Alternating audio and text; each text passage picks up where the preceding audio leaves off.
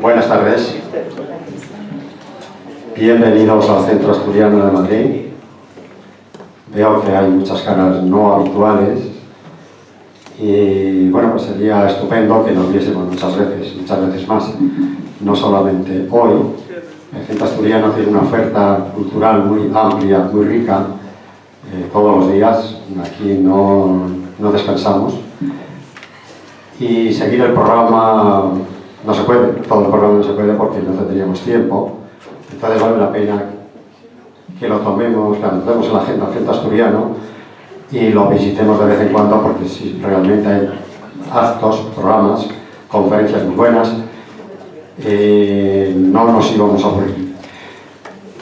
Hoy, bueno, lo primero, pues, saludar a todos, y lo que queremos es que se sientan en su casa, porque esta es su casa, es una casa abierta, es la casa regional más antigua de España, solo tiene 133 años.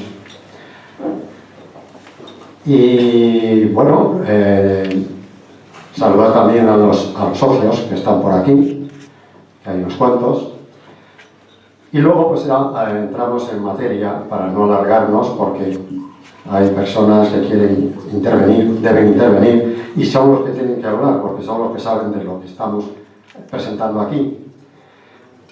Esto me recuerda a aquellas sesiones de cine, sesión continua, que por el precio de una película veíamos dos. Aquí, por el precio de la entrada, vamos a no tener dos películas, sí dos libros. Y no uno bueno y otro malo, sino dos libros buenos de los que van a hablar los que saben. Voy a presentar a los que me acompañan en la mesa. En el extremo izquierdo tenemos a Mila Payo, que esta la conocemos de verla muchas veces en televisión, que también vale la pena ver sus programas y escucharla. Seguidamente está Pilar Vilella.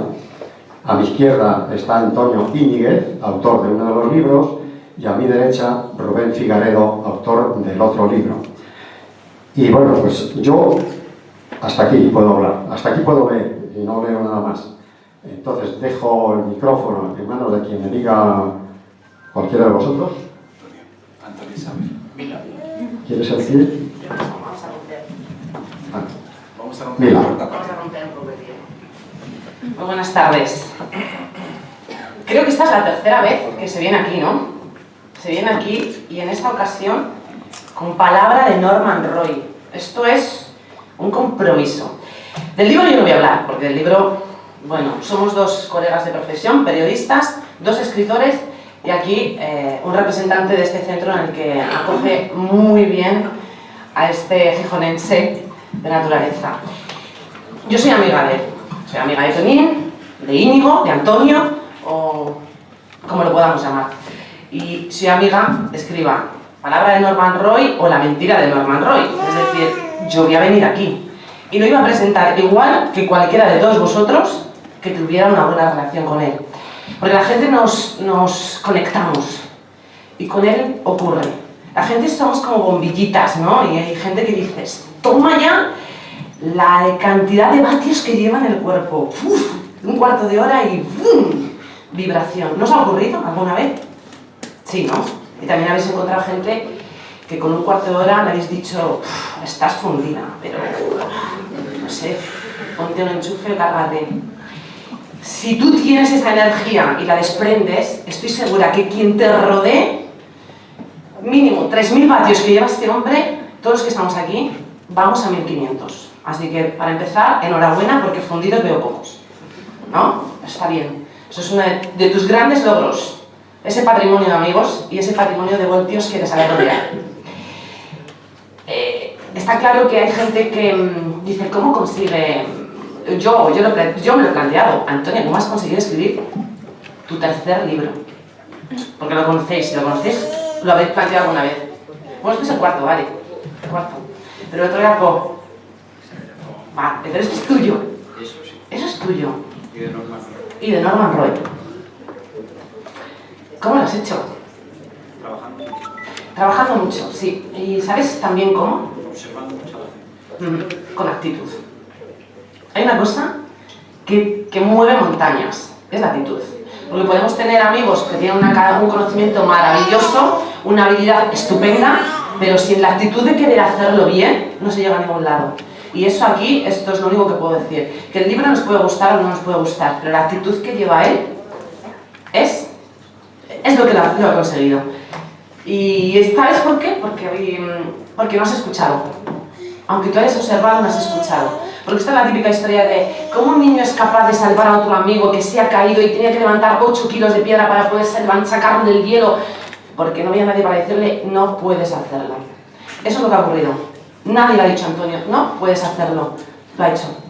Así que yo, desde aquí, solo puedo decir que con palabra de Norman Roy es un compromiso. Es una enhorabuena, pero es un compromiso, porque no es llegar, es mantenerse. Así que ahora te toca dar 4, 5 y cada vez mejores, y con mejor actitud, por supuesto.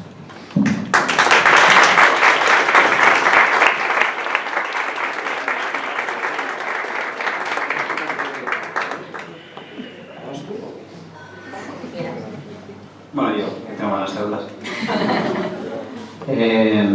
Qué fácil es empezar estos acontecimientos cuando te dicen palabras tan bonitas, ¿no? Me está pasando lo mismo allá por donde voy y la emoción aumenta y se me nota además. Tengo un talismán aquí, como tuve ya en otra ocasión, que es un bebé que tiene apenas unos meses, que se llama Sara María, está ahí detrás. Llora solo un poquitín para pegarme un toque de atención y es una gozada tenerla aquí otra vez. Tenemos aquí gente de 0 a 80 años, eso es lo bueno, porque como he comentado ya en alguna ocasión, no tenemos que partirnos en generaciones ni edades y por eso creo que el patrimonio más hermoso que tenemos es el de la amistad. Hay personas aquí que al mirarlas nada más me emocionan. Este libro es una edición limitada que dentro de su modestia, tanto la editora Mónica Palocci, que siempre digo que es el ángel que me enseñó a volar, y yo llegamos a la conclusión de que después de habernos ayudado de esta manera tan decisiva, pues convertirla en una edición tan solo para los amigos que han colaborado conmigo, entre ellos Sara María, y a la que le dedico precisamente una de las páginas a su madre, de los aforismos que aparecen en la portada. La risa de una madre que sucede a la de un niño es un eco emocionante de felicidad. Y por lo tanto queríamos que por lo menos tuviese en vuestras manos algo distinto. Está acentuado hasta incorrectamente limitada, pero bueno, algo bueno querrá decir. Estoy especialmente emocionado hoy porque esta es la tercera presentación que hago en Madrid en menos de un año. Soy más pesado con collar de melones y vosotros tenéis una paciencia infinita, porque además repetís casi todos y entonces pues se acrecientan los lazos, uno se siente más satisfecho, cree que tiene que trabajar más y por lo menos en esa línea seguiré para ver si al final hago algo digno de vosotros, ¿no? También un escritor debe tener sus lectores favoritos. Este es mi escritor favorito, bueno, pero este es mi lector favorito, es mi lectora favorita. Yo me inspiro con vosotros continuamente. Repetí mucho en la presentación que hicimos en Gijón la semana pasada que escribo para comprender y para comprenderme. Y lo digo con todas las de la ley, trato de comprenderme a mí y trato de comprender a los que tengo alrededor, porque muchas veces que en una primera impresión las palabras que nos dedican pues nos pueden parecer ofensivas o menos adecuadas y si buceamos seguramente encontramos que casi nunca lo hacen con la intención de hacer daño a nadie. También escribo para personas en concreto, porque creo que quien escribe para un lector atrapa al resto. Y esto es como cuando escribimos una poesía que a nosotros nos parece sublime, y que seguramente o probablemente lo será, y seduce todos los corazones menos el que queríamos seducir. Esto nos pasa muchas veces. Y a lo mejor alguno que es más digno de ese amor. Por tanto, la importancia de las palabras, pues para mí, y yo creo que para vosotros es decisiva, porque precisamente el hilo argumental o vertebrador de mi exposición de hoy va en esa línea. ¿Por qué nosotros, Rubén y yo, Mila, Pilar y Andrés, estamos aquí y por qué estáis vosotros ahí? Tenemos una comunión especial, no solo en aras de la amistad, sino fundamentalmente porque vosotros leéis cosas que os llaman la atención y para nosotros es una satisfacción enorme que transmitir lo que habíamos querido decir. ¿Por qué estamos hoy aquí? ¿Porque os gusta lo que escribimos o porque os gusta cómo lo escribimos? Porque sois mis amigos, en mi caso, como decía Mila. Entonces, aunque sea una patata atómica, pues me vais a comprar. Pero ¿os gusta lo que escribimos o cómo lo escribimos? Yo creo que al final es lo que escribimos. Cómo lo escribimos nos gusta de un poeta. El poeta, en realidad, es el estadio superior, la poesía es el estadio superior de la literatura. Yo no me atrevo a llegar a esas instancias porque entiendo que no tengo capacidad. Lo he hecho alguna vez y el resultado ha sido grotesco. Además, muchas veces no entendemos las poesías, pero nos apasionan. Recordamos las coplas a la muerte de su padre. Recuerde el alma dormida, avive el seso despierte, contemplando cómo se pasa la vida, cómo se viene la muerte tan callando, cuán presto se va el placer, cómo después de acordado da dolor, cómo a nuestro parecer cualquiera tiempo pasado fue mejor. Qué bonito, yo a lo mejor no me entero ni de la mitad, pero qué maravillosa glosa a la figura del padre, ¿no? Nos transmite sensaciones, pero nosotros lo que nos atrapa, lo que nos interesa, lo que agradecemos del escritor, bajo mi punto de vista, es que le ponga letra a nuestra música interior. Hay cosas que no sabemos decir hasta que un día en un libro leemos, encontramos la respuesta y entonces decimos una de nuestras frases favoritas: ¡ostras! Lo que yo quería decir. Lo tenemos ahí. Vamos a los libros a encontrar respuestas. Que sepa expresar con las palabras que no encontramos los sentimientos que no nos explicamos.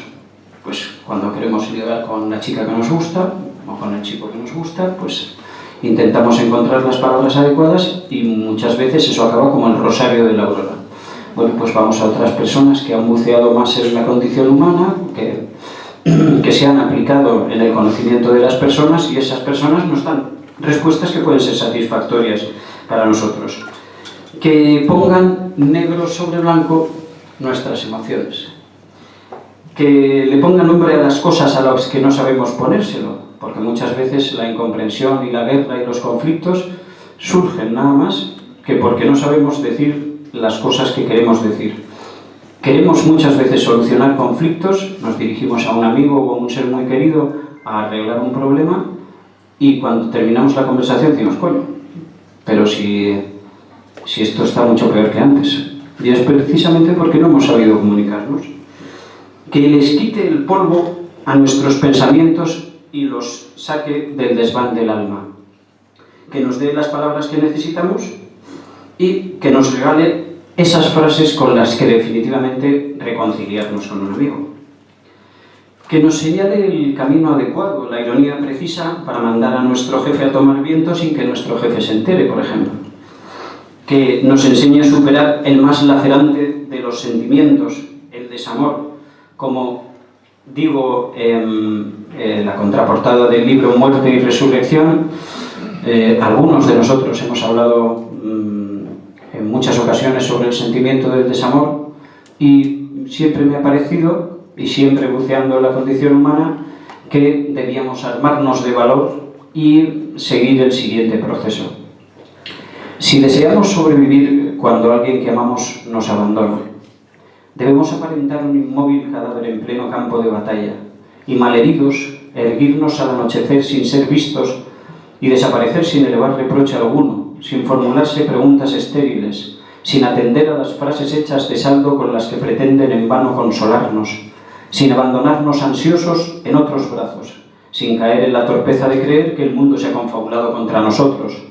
Es la hora sagrada del amor propio para batir el orgullo herido, de la verdadera dignidad, de dejarse azotar por el viento de los días sin mover un músculo, de aprobar la asignatura pendiente del sufrimiento, de preferir las escaleras al ascensor para estar solo, completamente solo, de levantarse aún más temprano con un puñal prendido del alma, de no descolgar el teléfono jamás, de acostarse muerto de sueño, de dolor y de cansancio a sabiendas de que las noches ya no son para dormir.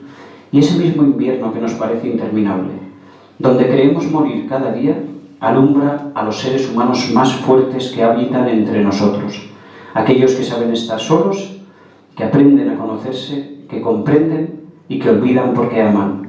Nadie ese invierno existió a su alrededor y sin embargo acabaron entendiéndolo todo.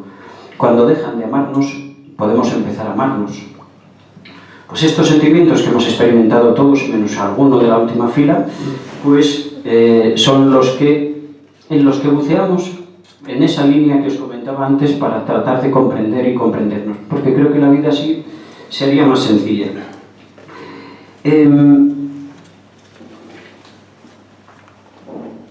Que nos dé las claves también, porque no todos son palabras bonitas, amigos excelentes y días óptimos. Hay también la cara oculta de la vida, y que nos dé las claves para descubrir quién de nosotros es un Judas, un desconfiado, un envidiosete, un mediocre o un informal, que es quizá el peor de los seres vivos conocidos, pero sobre todo que nos enseñe, como siempre digo, a comprender y a comprendernos.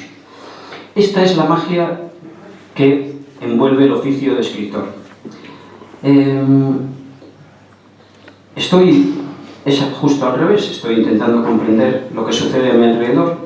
Creo que los libros son los mejores amigos. Desde que tenemos uso de razón, cuando tenemos 15 años, y yo cuando tenía 30, y cuando tengo 45, y cuando tenga... Vives en una permanente tormenta interior. Porque, sobre todo cuando tienes 15 años, te empiezas a hacer preguntas que creías que tenían unas respuestas concretas, pero te das cuenta de que no es así. Tus bien intencionados padres te han hablado de que las cosas son de una manera, pero cuando sales al mundo te das cuenta de que son de otras. Y en ese momento de turbulencia máxima, de rebeldía, que no tiene nada que ver con lo revolucionario, la rebeldía a título individual, la rebeldía de la leyenda del indomable, que tanto le gusta a Marcos García Ortega, que hemos vivido. Bueno, tengo que decir que no dejo de hacer referencias al cine clásico en el libro. He entreverado los aforismos con títulos de películas de cine clásico, porque creo que también forman parte de nuestra vida y nos unen a muchas personas. Cuando hablamos de una película que nos ha llegado por motivos de distinta índole, y ha sido un ejercicio muy bonito con el que el libro más o menos ha quedado redondeado. Y digo que cuando tenemos esa edad vamos a buscar preguntas, y las preguntas ¿dónde están? En los libros. O yo las encontré siempre en los libros. Me acuerdo estar encerrado en casa desesperado porque había discutido con un amigo, porque no le encontraba sentido de la vida, no sabía por dónde ir, no sabía cómo iba a meter un gol en el partido del sábado, y leía y empezaba a encontrar respuestas y empezaba a encontrar amigos que nunca me fallaban. Entonces sé que están ahí siempre, los hables, y estén llenos o no de polvo, siempre tienen respuestas. Por cierto, tienen más preguntas que respuestas, pero esta es la magia de la vida. Te vuelven a poner en el camino y te vuelven a formular nuevas cuestiones que hacen que te lo replantees todo. Cuando un escritor escribe la palabra precisa, transmite la pasión que teníamos dentro, enciende la ilusión que se apagó y alumbra el camino, ese lector para el que escribió se siente por fin reconfortado. Pero como al final casi todos sentimos las mismas emociones, las mismas pasiones, las mismas filias y fobias, el escritor sabe que si ha conseguido la gratitud de ese lector, va a hacerlo también de cientos de personas. Cuando un lector me da las gracias, me dice que le gusta o le emociona lo que escribo, el que se emociona soy yo. Porque No hay parto más difícil que alumbrar la palabra precisa. Y entonces cuando alguien me dice esto me ha gustado o gracias porque esto me ha ayudado, a que se le pone la carne de gallina es a mí, que es el que lo he escrito pensando precisamente en cosas como esas. Supongo que también otros me querrán decir otras cosas, pero se las callan, ¿no? Y yo se lo agradezco mucho. Cuando encuentras esa palabra sientes una liberación tan grande que sabes que te encuentras ante la revelación de un misterio y que cientos de almas semejantes, como he dicho antes, experimentarán esa misma liberación. Y entonces es cuando me siento absoluta, plena e inapelablemente feliz. ¿Por qué escribo entonces aforismos, que es el objeto de este libro que hoy nos reúne, además del auge de la decadencia del gran Rubén Figarello, y que tiene una primera edición en Diccionario Irónico Filosófico de Máximas y Mínimas? Pues porque, como decía antes, la poesía es la abstracción máxima y yo no estoy hecho para esas exquisiteces. Es la belleza al grado supremo de la palabra, es la belleza exterior. Esto de la belleza interior está en el interior, será de corporación dermostética, en la belleza en general está en el exterior y luego están las frases hechas y los lugares comunes. Pero el aforismo es la concreción absoluta. Es una frase en una frase un mundo, una emoción, un sentimiento, una solución a un problema, una declaración de amor. Estoy siendo impreciso con el concepto de aforismo porque cuando hablo de aforismos en mi libro hay también reflexiones, máximas, adagios, pero siempre tienen algún punto en común.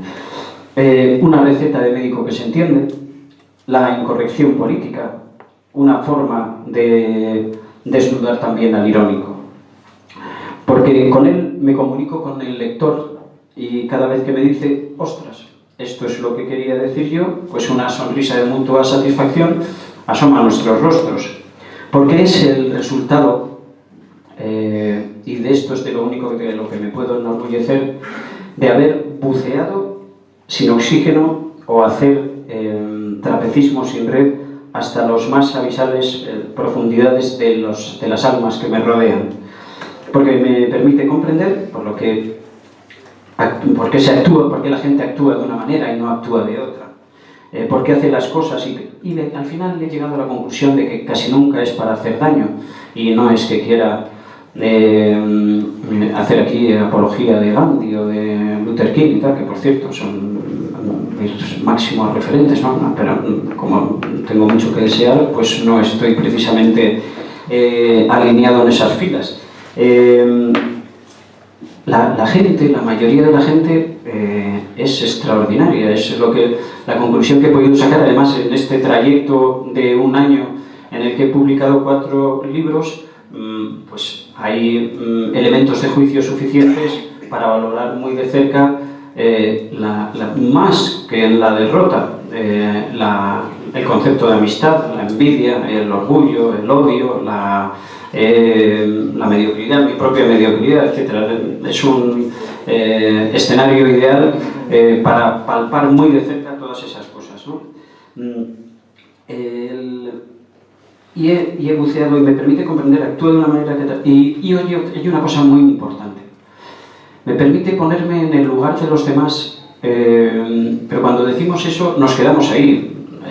Me permite ponerme en el lugar de los demás, pero el error que cometemos y que he cometido yo toda la vida es ponerme en el lugar de los demás desde mi punto de vista.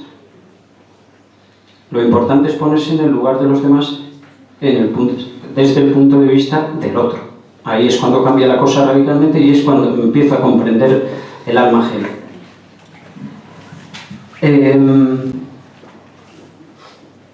Porque me ayuda a concluir que es verdad la frase latina de Bonum est diffusivum sui, de que la bondad se difunde por sí misma. Está en todas partes, en los comedores sociales, en la ayuda masiva en catástrofes ecológicas o humanitarias, en carreras populares, en los movimientos civiles. Y los hijoputas son pocos, pero cunden mucho. Y entonces, pues cuando nos hacen daño, cuando nos laceran, pues nos llama la atención y tendemos a creer que el resto es semejante. pero no, porque si fuese así el mundo sería definitivamente infernal. Estos aforismos me sirven, al hilo de lo que acabo de decir, para catalogar, clasificar, conocer y por tanto desnudar a los más desaconsejables y despreciables sujetos del género humano y por tanto de prevenirme y apartarme de ellos, porque además, y desgraciadamente, casi siempre militan en las filas de nuestros amiguetes, convirtiéndose en nuestros peores enemigos. Y esos 5 personajes, personajillos o personajetes que diría en su momento José María García son el desconfiado, el reprochador profesional, el envidiosete, el amargado y el más peligroso de todos, insisto, el informal, ese es indeseable, que tiene su propio capítulo en Palabra de Norman Roy. La conclusión que saco en Palabra de Norman Roy es que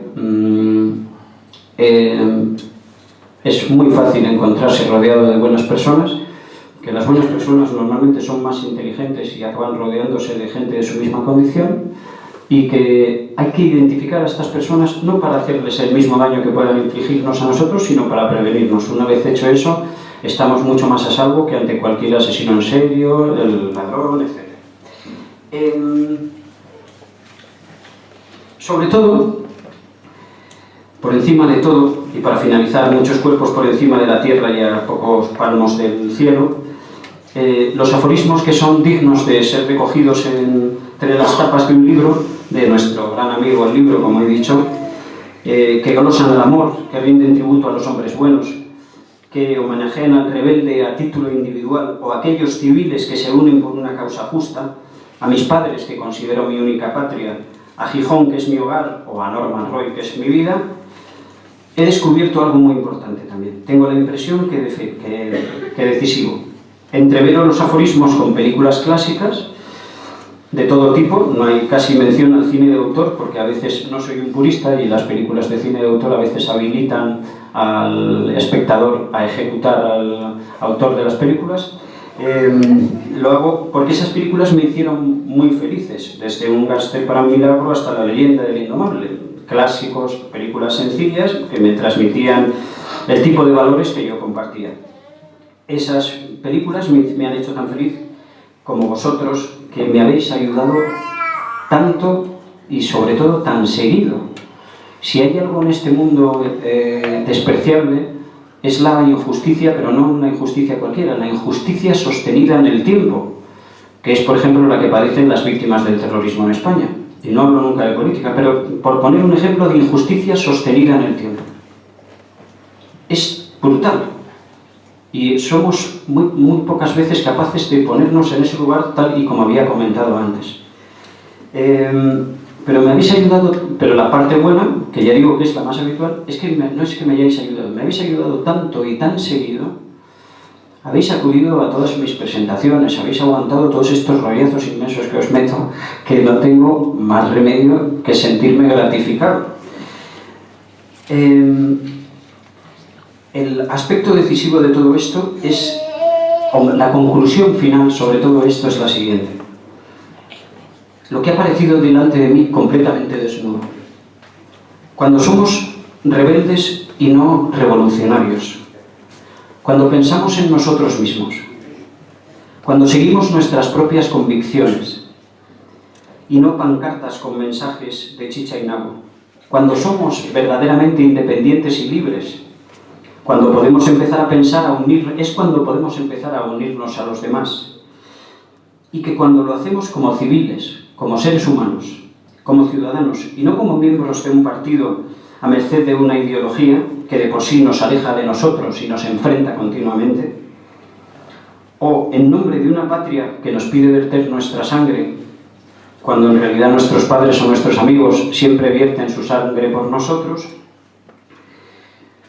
entonces sí, al unirse de ese modo el hombre, el ser humano, vosotros que tanto habéis contribuido a que hoy esté aquí en mi casa, con mis confortables zapatillas de andar por casa, porque esta es mi casa, entonces sí, el ser humano es el prodigio más formidable que ha creado Dios, y entonces comprendemos con toda claridad que la compasión la piedad y el perdón restablecen la armonía del mundo. Muchas gracias, querida familia.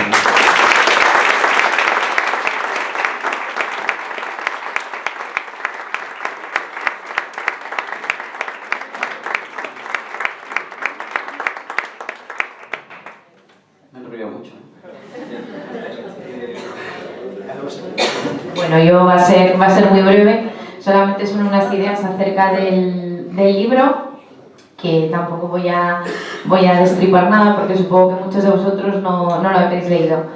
Bueno, estamos aquí para celebrar el éxito del libro, no solamente el éxito del libro, sino el éxito de Antonio, que está siendo imparable en el mundo literario, porque hablando de manera objetiva, no sé cuántos de vosotros sois capaces de condensar tantísima verdad y tanta sabiduría en unas simples líneas, en unas frases. Yo personalmente soy incapaz. Creo que la literatura de Antonio es una literatura vivida, una literatura forjada de experiencias y además, como siempre he defendido, repleta de bondad.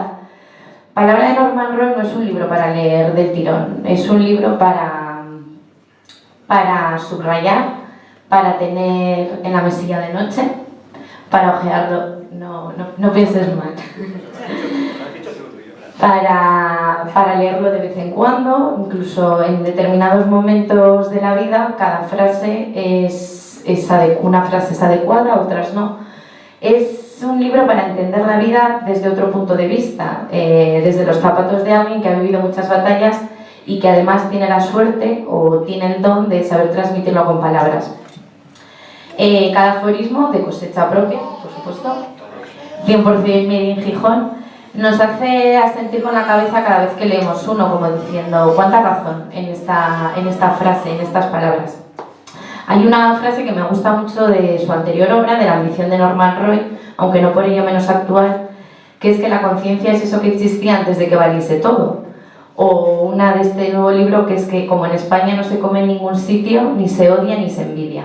Entonces, cuando se escuchan estas frases, yo personalmente cuando las leo asiento y para mis adentros me digo, qué razón y qué arte para poder condensarlo en esas palabras, ¿no? Bueno, hay una también de este último libro que es que el matrimonio es la unión de dos personas y separación de sus amistades. Entonces, cada uno puede sentirse identificado, pero son un retrato de la vida. ¿Y el divorcio? Sí, el divorcio era una recuperación de una búsqueda de las amistades. Eso es. A mí me ha calado más el matrimonio. Sí. Porque os da de comer el divorcio, ¿no? A los abogados matrimonialistas. Todo hay que decirlo. Ama a tu prójimo, Eso es. ama a tu prójimo como a tu propia pasta. Y bueno, Antonio a mí siempre me dice que mis críticas no le sirven de nada, que soy muy poco incisiva, que le saca algún fallo, pero es que realmente leyendo estas frases soy incapaz de sacarle ningún fallo. Creo que tiene una escritura muy directa, muy limpia, con ese toque de ironía tan importante y tan necesario en nuestros tiempos, y cuenta sin duda con todos los ingredientes para ser un éxito, así que no voy a ser yo quien critique tu obra. Y además, cuando veo este lugar repleto de gente, cuando en Madrid a la vez se están celebrando probablemente 400 eventos, creo que vuestra presencia está retratando a la persona, está retratando al autor. Y nada, ya para finalizar, creo que toda lectura debe dejarnos una enseñanza final, y en este caso me gustaría mucho quedarme con una de las frases que está en la portada, porque me parece una gran filosofía para vivir la vida, que es que hay que morir de un ataque de vida. Así que muchas gracias por tu libro y por este acto.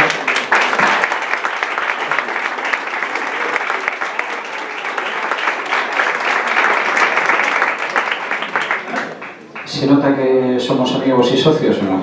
¡Nah! Bueno,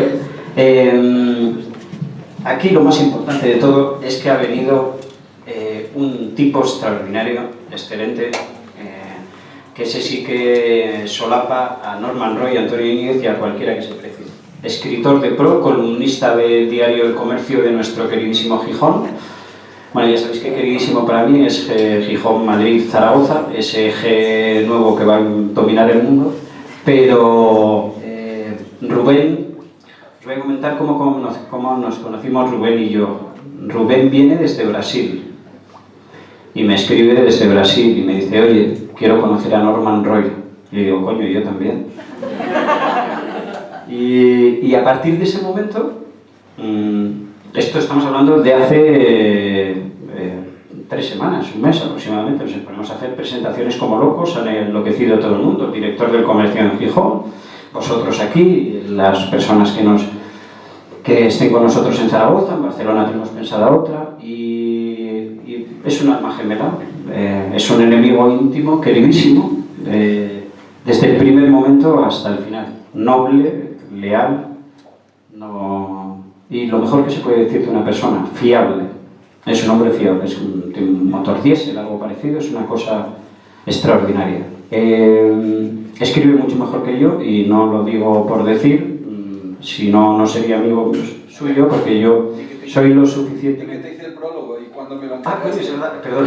Y me hizo el prólogo, que es lo verdaderamente importante. ¿Y cuándo me lo encargaste? 48 horas antes. Para estas cosillas Leerlo entero. ya sabéis que yo soy un poco desastre. Y entonces escribe una novela, perdón, una columna primorosa en El Comercio. Mi pasión por la literatura alcanza su apogeo con el columnismo. Umbral, González Ruano, soy el hombre desactualizado, gente del blanco y negro, pero el columnismo siempre ha sido mi verdadera pasión. Ahora hay uno que os recomiendo por encima de todos que se llama Manuel Javois, que es un verdadero genio y escribe unas columnas preciosas llenas que transmiten con emoción. Es profesor de arte también. Sí, ¿no? Sí. Vale, Sin sí. contrato. Es que sin contrato, por eso quiero decir. Por si quiere contratarle a alguien. Y ahora está una temporada en España. Estamos haciendo la gira. Podéis venir con nosotros si queréis, si tenéis un ratín. Y le voy a dar la palabra porque si no yo no acabaría en la vida. Un fuerte aplauso para don Rubén Cigarra. Y una cosa, y ya hemos salido de marcha un día y cómo nos lo hemos pasado, Bomba. Eso es una cosa importantísima, Bueno, Y con un palito y caca, que es lo que tiene mérito. Bueno, buenas noches lo primero. Yo aquí me siento como el cuco, que ya sabéis que es el pajarito este que deja los huevos en el nido de otro. Cuando un pajarito se va a hacer la compra, a buscar bichitos, de pronto se encuentra con unos huevos y esto. Pero su sentido natural le hace que críe y que dé calor a esos huevos que no son suyos. Yo aquí me siento como si fuera un anuncio publicitario que corta la película o un documental que de repente en un zapeo nos atrapa. Quiero decir que yo estoy de alguna manera beneficiándome de los amigos de Antonio, que son mis amigos. Entonces, ¿cómo encarar esto? Pues lo primero que hice, hablé ahora con una colega y yo le dije, puedo escribir sobre todo, te lo puedo demostrar. Y entonces lo que he hecho es escribir mientras Antonio hablaba. Y yo te quiero decir, Antonio, que sin Judas, ese Judas del que tú hablas mal y que puso de moda en negativo el vestir de amarillo y después lo remató Molière, que murió de amarillo en un escenario y por eso los actores no quieren vestir de amarillo y por eso Casillas no da una desde que tuvo la genial idea de vestirse un día de amarillo. Pero lo que te quiero decir es que sin Judas la historia no sería lo mismo y que los malos de la película son necesarios para que el conflicto exista. Yo siempre en mis clases de dramaturgia, cuando trabajaba, porque ahora ya te digo que mi contrato se acabó y soy un desempleado más, son necesarios para que exista el conflicto y sin conflicto no existe nada. Y si algo tiene bueno el libro, entre otras virtudes, el libro de Antonio, es precisamente que muestra sus conflictos, que son los de todos. Porque para Judas, Jesucristo era un revisionista, casi como Iglesias monedero. Y por eso pasa lo que pasa. Y después, ¿qué sucede, por ejemplo, hablando de arte y política? Porque este libro principalmente habla sobre arte, pero un arte que no es el arte de los museos, es un arte que es el arte que realmente nos hace libres, es el arte que va más allá de donde llega el lenguaje y simplemente nos enseña a mirar y a reflexionar, incluso aunque nos aburra. Mientras nos aburre, estamos pensando en otra cosa y tal vez encontremos una idea genial. Decía John Cage que cuando una pieza artística es aburrida a los 10 minutos, tienes que darle otros 10 más y tal vez en el minuto 25, si eres capaz de aguantar, empezará a decirte algo importante e interesante para ti. Yo siempre digo a mis alumnos que el aburrimiento es la llave del conocimiento. Y si no, Grecia no sería lo que es. Si paseáis por ahí, solamente hay piedras. Lo único que podrían hacer es coger las aceitunas, hacer aceite o irse fuera como nosotros. Y siguiendo ese reto de escribir sobre la marcha, de hacer un repente, como se decía antiguamente, yo cuando estudié en el conservatorio había una clase que se llamaba repente, que era hacer algo sobre la marcha. Pensé en un aforismo: el arte es llegar al clímax con los pantalones puestos. Y hay uno, porque también, igual que un psiquiatra tiene que acompañar al loco para curarle, yo intenté acompañar en el estilo a Antonio. Y se me ocurrió otro aforismo muy importante para un desempleado, que es: no mueras la mano que te da de comer, generalmente está sucia. Y yo creo que él hablaba sobre incorrección política, pero yo creo que yo lo llamaría de otra manera. Yo creo que existe una normapatía, existe una especie de pensamiento general capitaneado pues, por las instituciones que cuidan de nuestra salud mental y que quieren que no nos desviemos de una recta vía, y si nos desviamos algo nos dan un baño de haloperidol, eso seguro. Y estamos aquí en realidad para que nos quieran. ¿Qué más quisiera yo que ustedes me quisieran a mí también? La cuarta parte de lo que quieren Antonio. Y él habló también de víctimas. Y yo creo que el mundo está lleno de víctimas y que tenemos que salirnos de ese estado de victimismo, porque somos víctimas de un trabajo que no nos gusta, de un jefe que no nos valora, de un novio o una novia que ya no pita. Y eso, si ocupamos ese nicho de ser, ¿qué vamos a dejar realmente a las verdaderas víctimas? Cada cierto tiempo se oyen voces que hablan del fin de las humanidades, que van a acabar sucumbiendo por las ciencias duras y la tecnología en pos de un puesto de trabajo, pero el problema es que no existe un camino si la gente no es capaz de mirarse al espejo y filosofar. Y el problema es que la superestructura educativa nos enseña historia de la filosofía y no nos enseña a filosofar, o nos enseña historia del arte y no nos enseña cómo ese artista llegó a ese punto. Este libro, El auge de la decadencia, otra historia del arte, realmente es otra historia del arte y que explica realmente cómo el arte está hecho y cómo tenemos que entenderlo.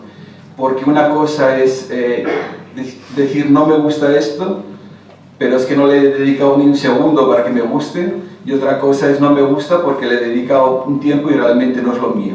Entonces este libro es una provocación y a la vez un seguir el camino de un maestro que fue José Luis Castillejo, que no fue capaz el pobre no llegó a ver este libro hecho. Lo que está en la portada es el piano de Castillejo.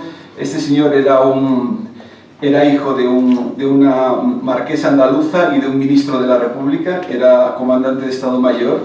Él fue número 1 en la Escuela Diplomática en 1951, tenía una foto con Franco, y él, sin embargo, a pesar de haber nacido en una buena familia, fue capaz de implicarse en la transición política, de jugarse su carrera política desde lo que se llamaba la Torre Roja, la torre de transmisiones del Palacio de Santa Cruz, y él estuvo simultaneando trabajo diplomático y sacando propaganda de la que se llamaba subversiva en su valija diplomática cuando era agregado en la embajada de Bonn.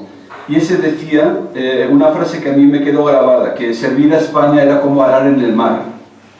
Entonces yo siempre creo que tenemos esa obligación de arar en el mar, o como diría un sabio hindú, de seguir tallando nuestro diamante a la puerta de nuestro taller y esperar que alguien valore ese brillo y esos colores.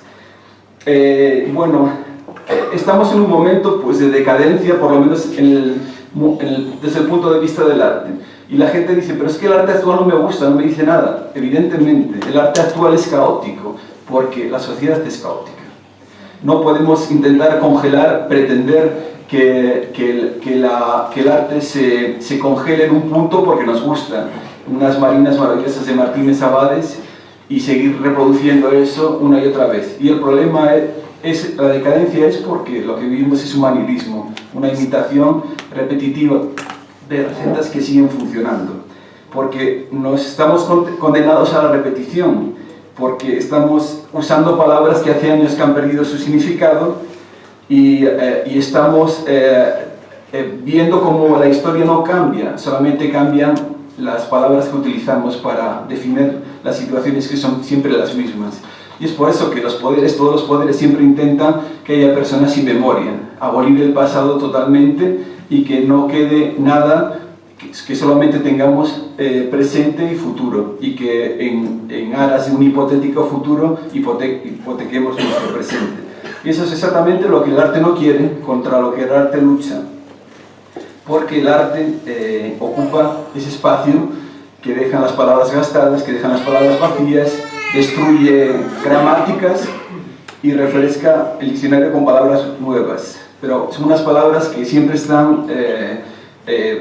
van siendo sustituidas por marcas comerciales. Ahora la Gioconda, nadie sabe realmente lo que significa, porque lo que tenemos es una agenda con la Gioconda, un póster con la Gioconda, la vemos ahí y se ha convertido en algo que no sabemos muy bien lo que es, porque también la sociedad digital favorece eso. Y presentar libros de papel en la sociedad digital es como un acto subversivo. Estamos aquí en un cenáculo y esa subversión del arte hace, por ejemplo, que el Ángelus de Millet, aquel maravilloso cuadro donde se ve a dos pobres franceses del siglo XIX ejerciendo su derecho de rebusca, que es después de la trilla conseguir recolectar los granos de trigo o de maíz que hay en el campo. Vemos cómo circula por internet una de aquellas campesinas que salta del cuadro porque el cuadro ya no nos dice nada y se fuma un cigarro. Eso son lo que vamos consiguiendo, subvertiendo las obras, haciendo manierismo, manifestando esa decadencia de cosas que ya no nos dicen nada, porque es como si nos faltara una clave, como si nos faltaba una pieza para que el puzzle estuviera completo. Bueno, intentando que no seamos unos sujetos sin memoria y que cometamos los mismos errores que otros cometieron, estamos aquí. Y tampoco estamos reclamando el derecho o la consecución de una utopía, sea ella cualquiera que sea. Porque está claro que todas las utopías que en el mundo han triunfado siempre se han convertido después en un instrumento de dominación. Entonces hay que tener cuidado con lo que deseamos, hay que tener cuidado con nuestros sueños porque a veces se convierten en realidad. Yo siempre digo que una de las sociedades más cultas del siglo XX era la Alemania nazi. Y todo el mundo ve en lo que ha acabado y cómo resuena todavía en nuestros días. Bueno, yo tampoco quiero extenderme muchísimo más, simplemente pues animaros también a que me hagáis un poco de caso, que tengáis un poco de atención para mi trabajo, aunque sea... yo soy capaz de vivir muy bien con las migajas que va dejando Antonio. Y no olviden que el arte tiene una función profética. Y yo puedo decir que, por lo menos, si algo que hay en este trabajo. Es un libro que creo que se lee bien y que quise observar la realidad desde tantos puntos que me convertí desde tantos planos que me convertí en un punto, el mismo punto que ustedes tienen aquí, y que quedo a su disposición si quieren hacer alguna pregunta, o Antonio o a mi persona. Muchas gracias.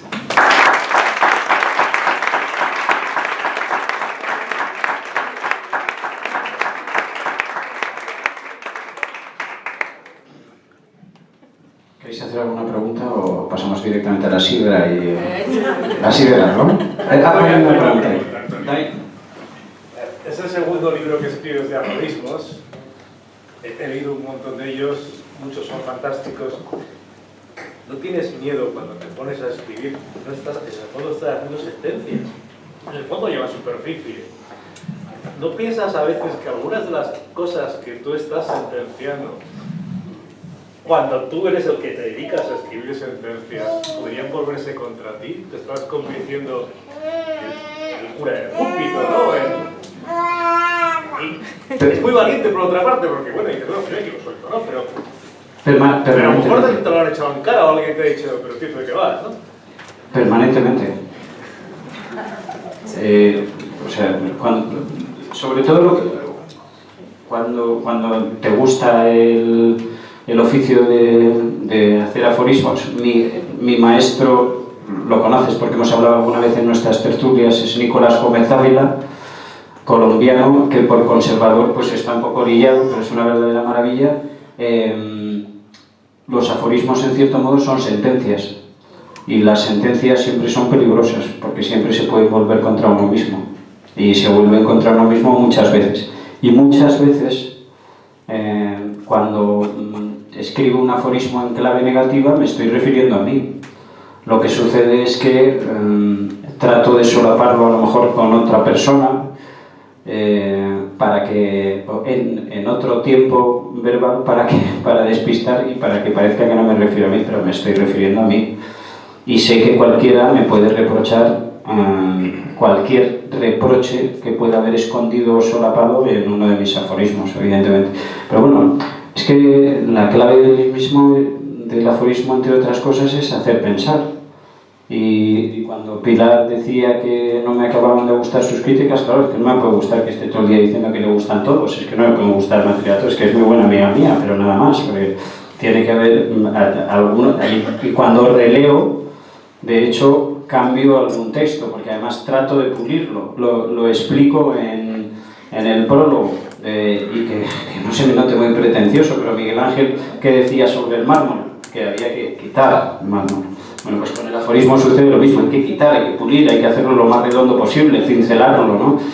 Y corres el riesgo también de quedar en lo grotesco o en la simple frase hecha. O sea que, correcto, todo el día tengo ese temor y ese miedo, pero con el que lógicamente corro sin ningún problema. La verdad es que este libro, ya digo que otra cosa no, pero lo he trabajado a conciencia, entonces, y además refleja más mi personalidad, porque habla de mí y de mi entorno como algo más positivo, más vital. El anterior, pues la gente se reía mucho, le parecían graciosos, pero había ironías que rayaban el sarcasmo, con el cual no participo, y era una visión más pesimista del mundo que no comparto, y comparto todavía un año menos después, viendo lo que ha pasado en mi propia vida personal y viendo cómo las personas, cuando se unen, son capaces de hacer cosas maravillosas.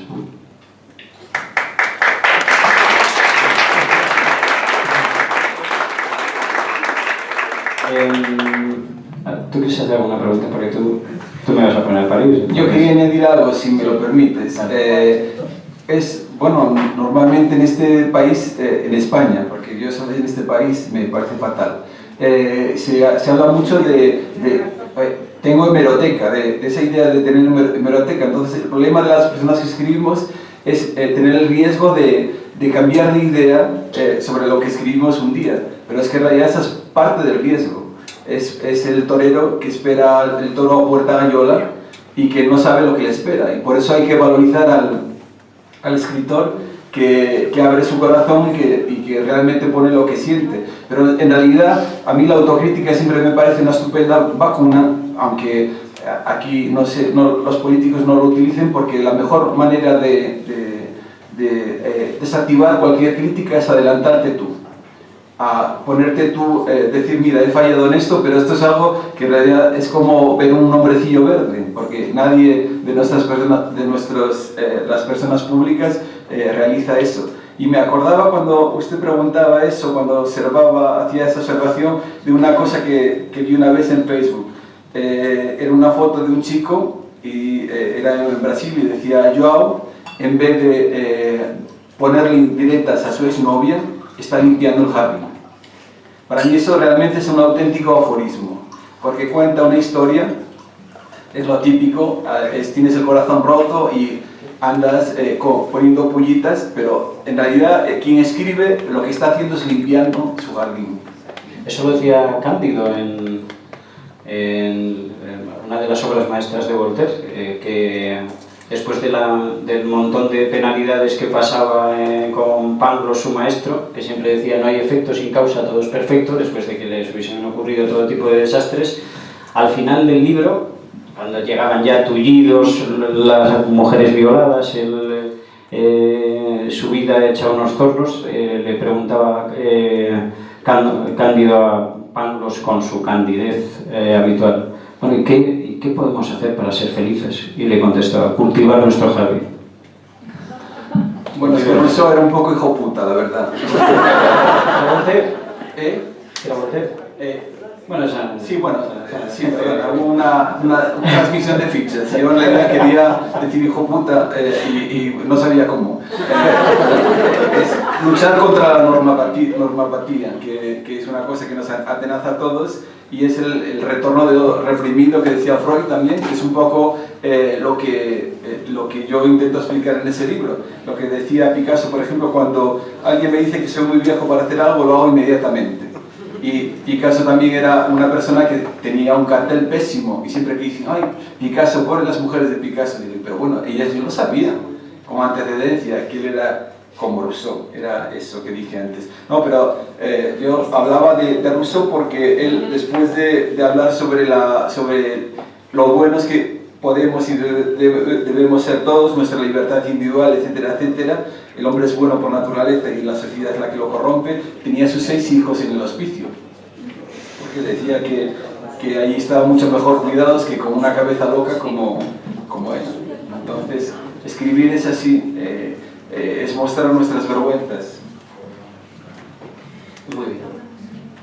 ¿Alguna pregunta más? No, ¿eh? Pues entonces, a comer, bandidos.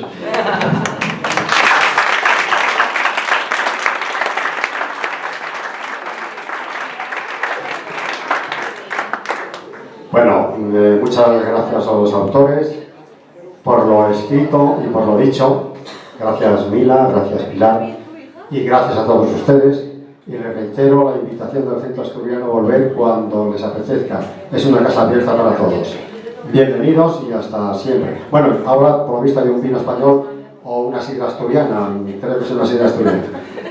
Ahí a la izquierda la tenemos. Gracias.